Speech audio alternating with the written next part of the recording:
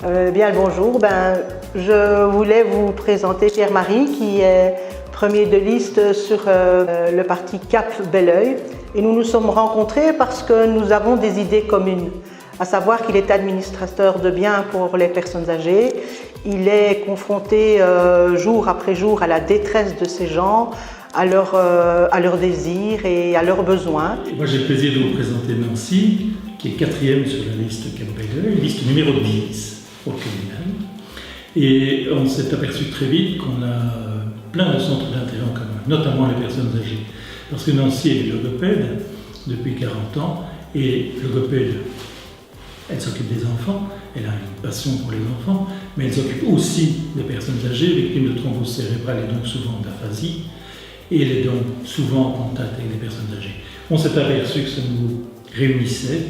On a décidé de vous présenter ensemble un petit sujet sur cette question. Alors moi je suis confrontée jour après jour à l'enfermement, à l'isolement et à la détresse et au désarroi de ces personnes âgées qui, alors qu'elles sont encore à la maison et je vais les soigner là, c'est qu'elles ont un petit animal, que ce soit un chien ou un chat, et au moment où elles doivent rentrer dans une maison de retraite, voire même seulement à l'hôpital, c'est tout le désarroi de savoir ce qui va se passer avec cet animal.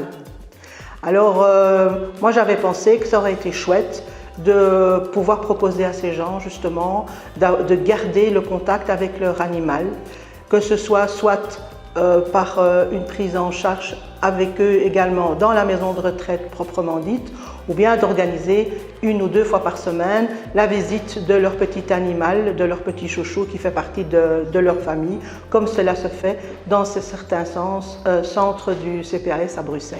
Il y a plusieurs choses qu'on peut faire au niveau communal. D'abord, parce que la commune gère certaines résidences pour personnes âgées, et on est amené sans doute à en créer d'autres sur Belleuil prochainement.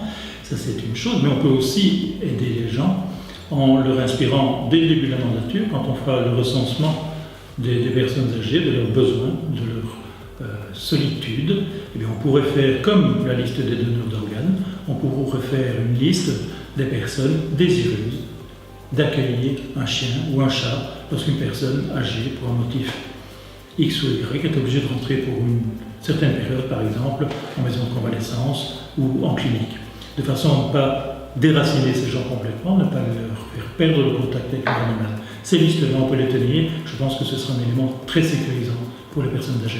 Il faut bien savoir que cet animal fait partie en général de la famille de façon totale et est considéré comme un membre de la famille. Donc c'est doublement déchirant pour une personne qui est déracinée de chez elle de rentrer dans une maison de retraite et en plus d'être éloignée de l'être qu'elles aiment et en sachant que le verdict de cet animal est également très mauvais parce que s'il va rentrer dans un refuge alors qu'il est vieux lui-même, ce petit chien ou ce petit chat au bout de 15 jours, 3 semaines risque de mourir. Et ça c'est un déchirement total pour ces gens. Et ça, Cap Belleuil, on voudrait vraiment essayer de faire quelque chose pour ça. Le problème est tout sauf anecdotique. Dans le cadre de cette campagne Cap Belleuil, on fait beaucoup de porte-à-porte. Et bien dans 4 maisons sur 5 que l'on visite, il y a un animal de compagnie. C'est vraiment important pour tout le monde ici à Belleuil. Bonne journée.